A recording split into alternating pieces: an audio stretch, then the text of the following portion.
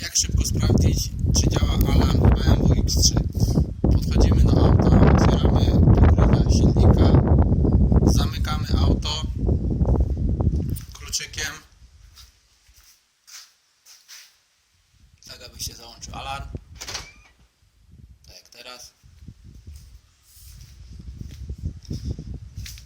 Teraz wystarczy podejść i spróbować otworzyć maskę. Alarm